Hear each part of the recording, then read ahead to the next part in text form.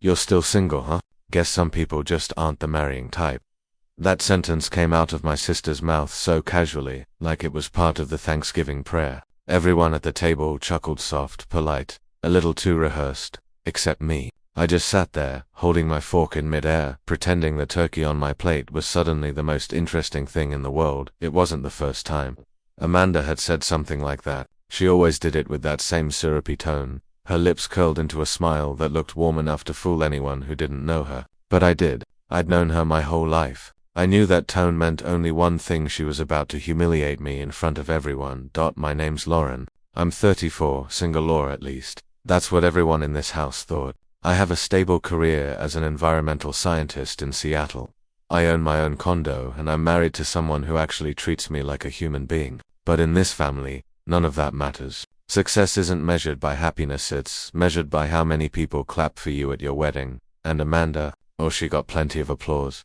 Sitting across from me, she looked like she'd stepped out of a holiday commercial, hair perfectly curled, engagement diamond glinting every time she moved her hand, husband beside her smiling like a man who'd just won a trophy. I swear the light hit her ring at the exact moment she reached for the gravy boat, sending a flash straight into my eyes. Subtle, always subtle. Can you pass the cranberry sauce, Lauren? She asked sweetly, like nothing had just happened. Sure, I replied, sliding the bowl toward her, keeping my voice steady. My mother's voice followed immediately, picking up the conversation where Amanda left off. You know, Amanda's wedding was just beautiful, she said, her tone full of pride. The flowers alone cost more than most people's cars. And that venue, what was it called again? The Glen Haven Country Club, Amanda said, pretending to blush. But Ethan, she glanced at her husband, has connections. It's one of the perks of being married to a successful attorney.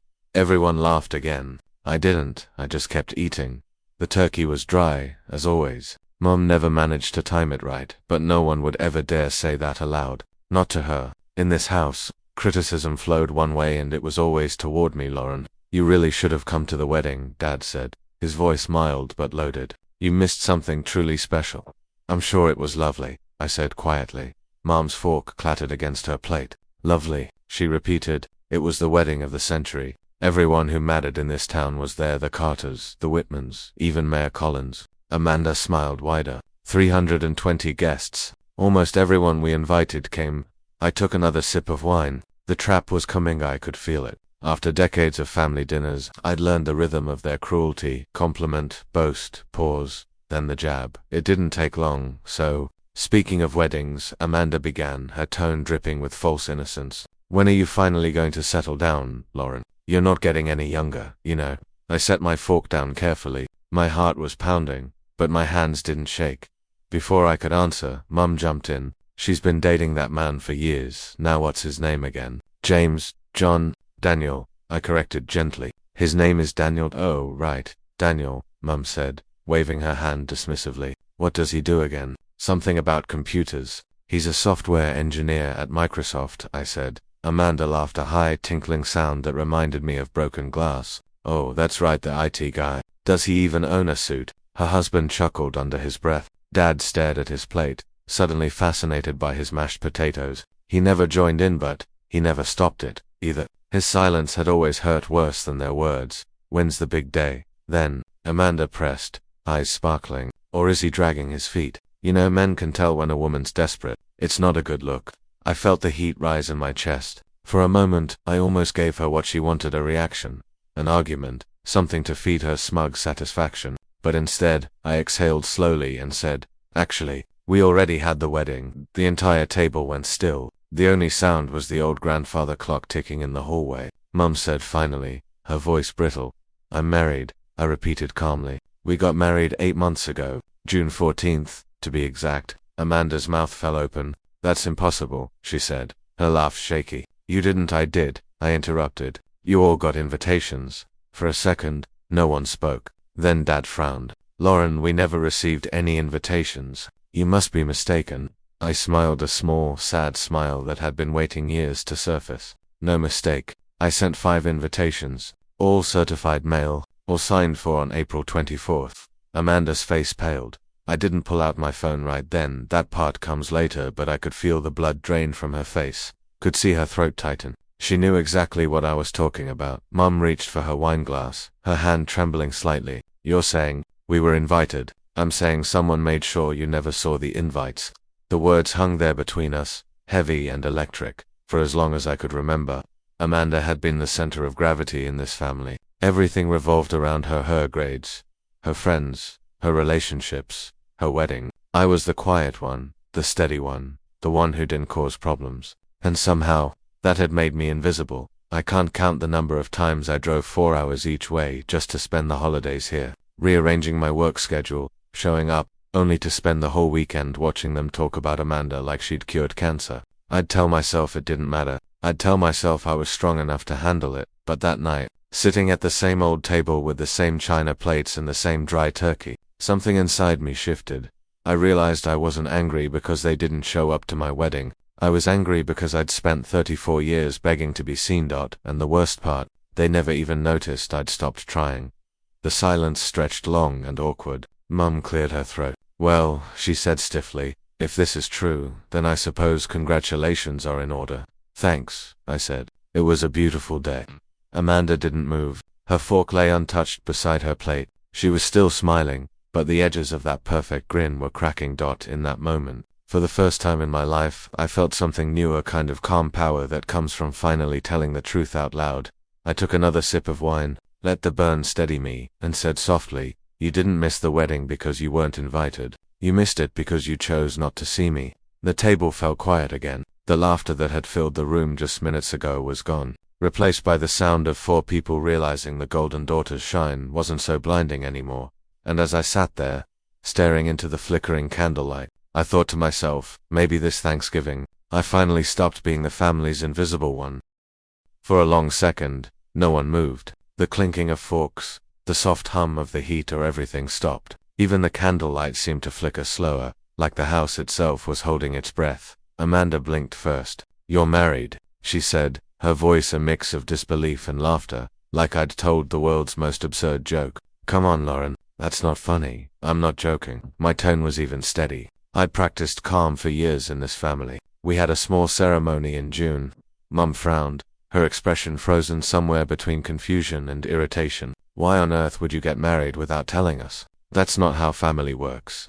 Funny, I said softly, because I remember sending you all invitations. Certified mail, signed delivery. Her eyes darted to Amanda. That tiny movement, barely a twitch, was all I needed to see. Amanda let out a nervous laugh, her voice suddenly higher than usual. Lauren, please. We never got any invitations. I would have remembered something like that. I'm sure you would have, I said, and took out my phone, which is why I kept receipts.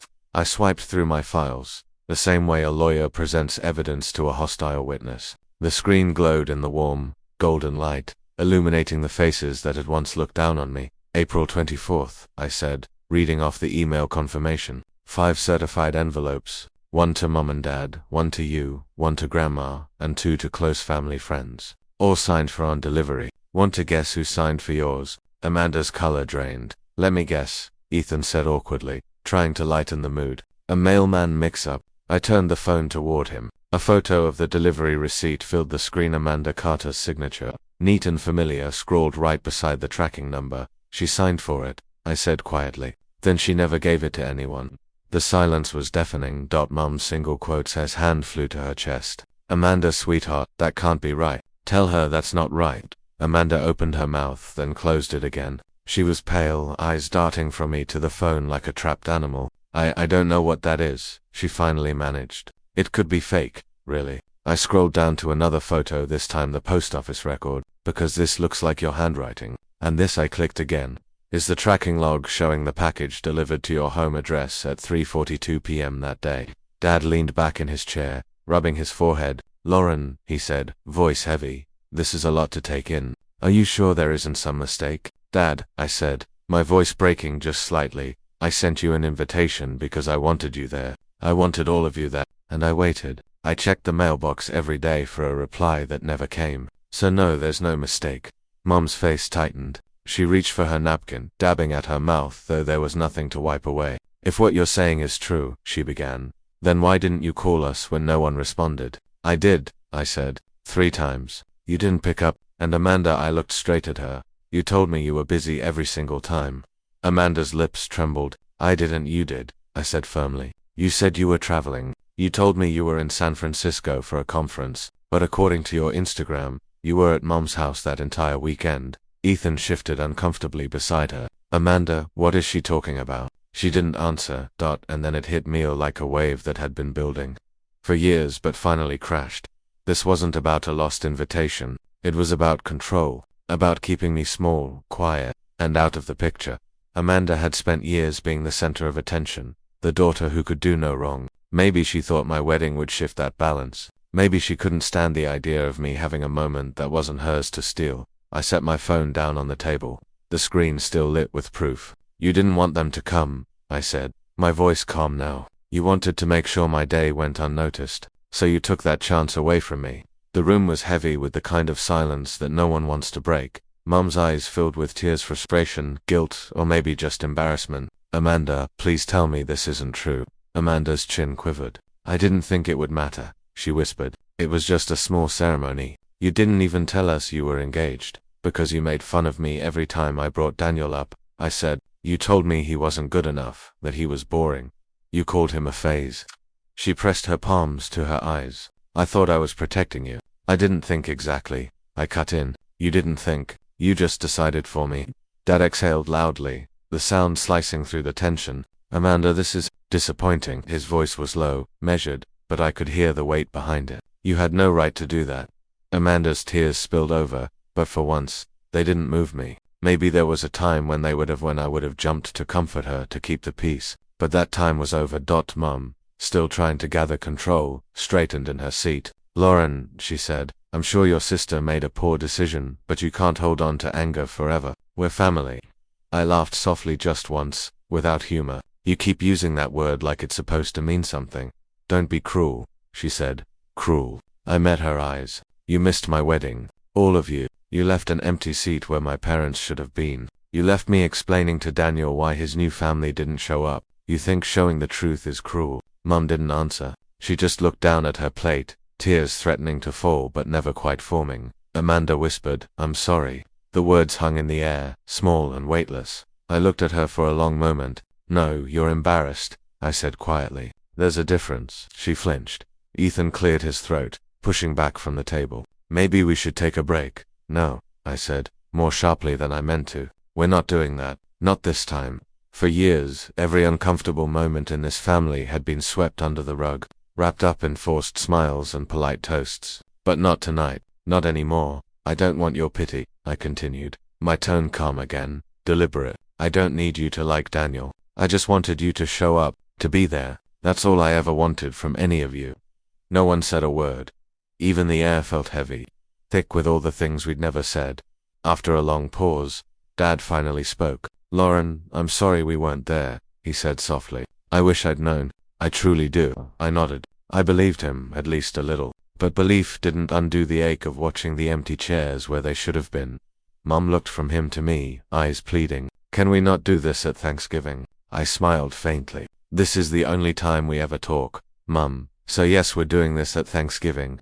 Amanda buried her face in her hands, her shoulders shaking. Ethan reached for her, but she pulled away, sobbing quietly. I didn't feel joy or triumph, just released. The truth was out, and there was no taking it back. For the first time, they all saw her clearly not as the perfect daughter, but as the woman who'd stolen something she could never return. I gathered my phone and stood up slowly. My chair scraped against the hardwood floor, the sound sharp and final. Lauren, where are you going? Mum asked. I think I've had enough family for one night. I said. No one stopped me. As I walked toward the door, I could still hear Amanda crying softly behind me. The sound used to tear me apart. Tonight, it just sounded distant. I slipped on my coat, opened the front door, and stepped out into the cold November air. The night was crisp, silent, honest. For the first time in years, I felt like I could breathe. Behind me, through the window, I saw them still seated, still stunned. For once, Amanda wasn't the star of the story. She was the lesson. And me. I wasn't invisible anymore. The drive back to my apartment was quiet. No music, no radio, just the steady hum of tires against the cold pavement and the faint echo of my mother's voice replaying in my head. Can we not do this at Thanksgiving? The irony almost made me laugh. All my life, I'd been told not to do this, not to feel too much, not to say too much, not to disturb the fragile peace they mistook for love. And tonight, I finally did the one thing they never expected. I stopped trying to keep the peace. By the time I reached Seattle, it was close to midnight. The city lights glimmered through the rain like 1,000 small apologies I'd never get from them. When I opened the door, Daniel was sitting on the couch, half asleep, a book resting on his lap. He looked up the second I walked in. "You made it back," he said softly, standing up. "How bad was it?" I took off my coat and hung it by the door. "Worse than usual," I admitted, "but also better, somehow." He didn't press for details. He just walked over, wrapped his arms around me, and let me sink into the kind of silence that doesn't demand explanation. That it was funny how quiet could feel like healing when you were finally in the right place after a while. He said, "Did you tell them?" I did, and they believed me. I let out a small laugh. Eventually, he pulled back, searching my face. "And how do you feel?" I thought about it for a moment. "Empty," I said, but not in a bad way. More like, space finally cleared out. I think I needed to make room for something else.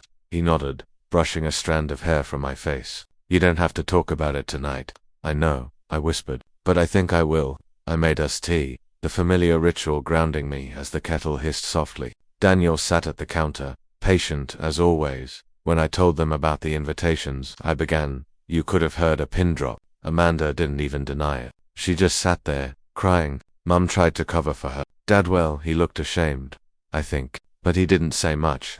Daniel's expression didn't change, but his eyes darkened. "I'm sorry you had to go through that alone." "I wasn't alone," I said. "Not really. I think, for the first time, I had myself." He smiled at that small, proud, a little sad. "That's my girl." We sat in silence for a while, just sipping tea, until the exhaustion finally settled in. But long after Daniel had gone to bed, I lay awake, staring at the ceiling, letting the memories unwind like old film reels.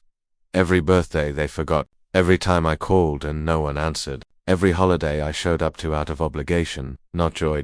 And suddenly, I realized how much of my life I'd spent auditioning for love that should have been unconditional. 2 days later, my mother called. I saw her name flash across the screen and stared at it for a long moment before answering. "Lauren," she said quickly, voice tight. "Can we talk?" "Sure," I said, though I already knew what this would be. "I've been thinking about what happened," she began, "and maybe we all said things we shouldn't have." "I didn't say much, Mom." There was a pause. "You know what I mean." "I do," I said quietly. "You mean you're sorry it happened in front of everyone?" Her silence confirmed it. "Amanda hasn't been herself," she continued, forcing a soft tone. "She feels awful, Lauren. She didn't mean to hurt you. She's always looked up to you, you know." I almost laughed. "Looked up to me?" "She has," Mom insisted. She doesn't show it the right way." "No, Mom," I said calmly. "She shows it exactly the way she means to. You just never wanted to see it." "Don't talk like that," she snapped. "She's your sister." "And I loved her," I said, my voice trembling. "More than she ever understand. But I can't keep loving people who hurt me just because they share my last name." For a long moment, neither of us spoke. The only sound was the faint crackle of static on the line. Then she said, almost pleading, "You can't just walk away from your family." I closed my eyes and took a breath. "Watch me," I said, and hung up. That weekend, Daniel and I took a drive out to the coast. It was one of those gray Washington days where the clouds seemed stitched to the water, and the wind carried the smell of salt and pine. We walked along the beach, not saying much. He didn't ask what was next, didn't offer advice, didn't try to fix what wasn't his to fix. He just walked beside me, hands tucked into his jacket pockets, eyes soft and steady. At one point he stopped and said, "You did the right thing, you know." "Yes." He turned to face me. "Because sometimes peace doesn't come from making everyone happy. It comes from finally choosing yourself." The words sank deep, slow and heavy, for so long. I thought walking away meant failure, like giving up on them would make me the villain of the story. But standing there with the waves crashing behind me, I finally understood something. Leaving wasn't revenge. It was survival. Weeks passed. Amanda sent a few text apologies that read like rehearsed scripts. Mom emailed photos of the family Christmas tree. Dad called once, but hung up after 2 rings. I didn't respond, not out of anger, but because I didn't need to anymore. The silence was no longer punishment. It was peace. Every morning, Daniel made coffee just the way I liked it, 1 spoon of sugar, a splash of almond milk, nothing fancy. We'd talk about work, weekend plans, the little things, And every time I looked at him, I was reminded that love doesn't have to hurt to be real. He was there. That's all I ever wanted. Sometimes, late at night, I'd think about that Thanksgiving dinner, the look on Amanda's face when she realized she'd lost control, the way my mother's world tilted for the first time, and I'd feel, not joy, not satisfaction, just release, because I wasn't angry anymore. I was done. A month later, a letter arrived in the mail. No return address, just my name scrawled across the front in familiar handwriting. I opened it slowly. Inside was a single page. Amanda's handwriting again. I don't expect you to forgive me, but I need you to know the truth. I was jealous. You were always the good one. Everyone loved you without trying. I hated how easy it seemed for you. I'm sorry for taking that from you. I read it twice, then folded it back into the envelope. I didn't cry. I didn't reply. I just set it on the counter beside Daniel's coffee mug and whispered, "I forgive you," into the quiet room. Not for her. For me, that night, as Daniel and I watched the city lights flicker through the window, he reached over and took my hand. "Feeling better?" he asked. "Lighter," I said, like I finally put something down I'd been carrying my whole life. He smiled. "That's what healing feels like. It's quiet," and he was right. Healing wasn't fireworks. It wasn't revenge or grand apologies. It was coming home to someone who listened, who stayed, who saw you not because they had to, but because they chose to. Family, I realized, isn't made of blood. It's made of presence, of the people who show up and stay when the laughter fades and the silence starts. For the first time, I didn't feel invisible. I didn't need my sister's approval, or my mother's validation, or anyone else's applause.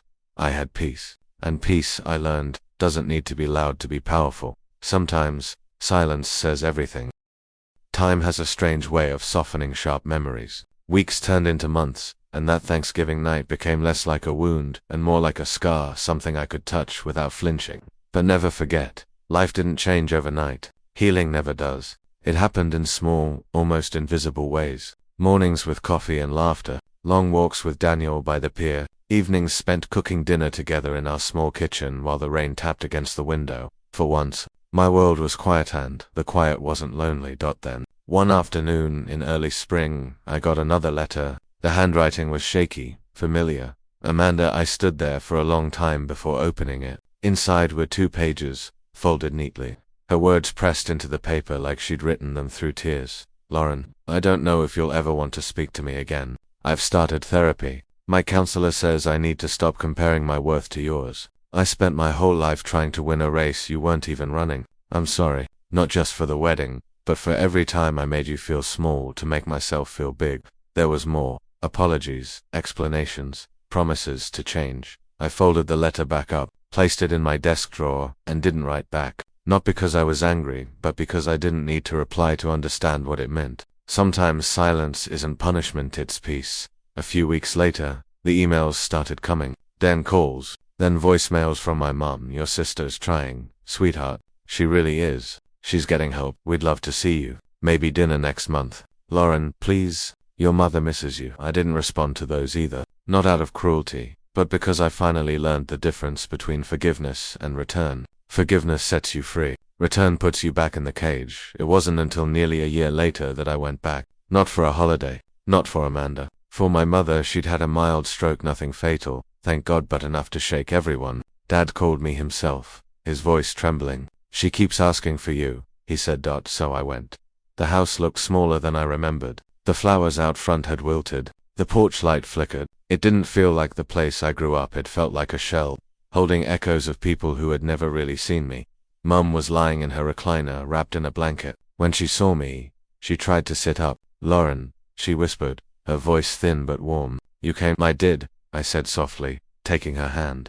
For a long time, neither of us spoke. We just sat there, listening to the soft tick of the old clock and the wind outside. Finally, she said, "I didn't know how to love you right." It was such a simple sentence, but it hit harder than all the shouting in the world. "I know," I said, "but I think you're trying now." Her eyes filled with tears. "I wish I could go back." I squeezed her hand gently. "You can't, but you can go forward." Amanda came by later that evening. I didn't recognize her at first. She looked different, smaller somehow, not in size but in presence. The glow she used to wear like armor was gone. She hesitated at the doorway. Hi, I wasn't sure you'd still be here." "I wasn't sure either," I said, and for the first time in years, there wasn't anger behind it. just truth. She stepped closer, clutching something in her hands, a small envelope. I wrote you another letter, she said quietly, but I figured I should probably say it in person this time. I nodded. Okay, I'm sorry, Lauren, her voice cracked. For everything. For making you feel invisible. For lying. For thinking that if I could tear you down, I'd somehow be enough. I was jealous. Always have been. You were the good one. Everyone loved you without trying. I hated that about you. I didn't move. I just let her words hang in the air until they settled. Finally, I said, you don't need to hate yourself to be forgiven. She blinked, stunned. So you forgive me? Yes, I said. But not for you, for me. I can't carry it anymore. Tears rolled down her cheeks, and she nodded, her shoulders shaking with the kind of sobs that come from deep inside. The ones that finally break something open. We didn't hug. We didn't fall into each other's arms like some movie ending. We just stood there, two sisters, in the quiet truth of what was left and what could maybe, someday, grow again. Mum passed away 3 years later, peacefully, in her sleep. The funeral was small, simple. Amanda gave a eulogy that made everyone cry, including me. She talked about family, about learning too late, that love isn't measured by approval but by presence. Afterward, we stood side by side at the cemetery, the spring wind brushing past us. She would have wanted us to be okay, Amanda said softly. I think we are, I replied. She smiled, and this time, it reached her eyes. Life kept moving. Seasons changed, grief softened, and the spaces once filled with pain slowly made room for something new. Daniel and I built a life that felt full and steady, a home filled with laughter, friends, and quiet mornings that didn't need fixing. We hosted dinners, spent weekends exploring the coast, and sometimes, when the sky turned orange over the water, I'd think about the girl I used to be, the one who begged to be seen. I wished I could tell her she didn't need their approval to exist. She just needed to stand up once, speak her truth, and walk away. Because sometimes, peace isn't about winning or proving anyone wrong. It's about letting go of the fight, the bitterness, the need to be understood. One evening, as the sun dipped below the skyline, Daniel turned to me and said, "You ever think about going back?" Back. I asked, to them, to all of it. I looked out at the fading light. No, I said softly, because I'm already home. He smiled, squeezing my hand, and in that moment, I realized something simple, something I wish I'd known years ago. Sometimes love isn't enough. You have to protect yourself from the people who don't know how to love you right. Family, I learned, isn't about blood. It's about who shows up, who stays, who listens when you speak, and doesn't turn your silence into guilt. And as the last light of day faded across the horizon, I felt it again, that stillness, that quiet peace that had taken me years to find. But it wasn't loud, it wasn't dramatic, it was just mine. Thank you for listening to this story. If it resonated with you, if you've ever had to choose peace over people, or walked away to protect your heart, know that you're not alone. Every week, we share stories like this one about love, betrayal, healing, and finding strength in silence. If you'd like to hear more, don't forget to like, subscribe, and turn on notifications so you never miss the next story. And most importantly, take care of yourself, because sometimes the quietest choices are the ones that change everything.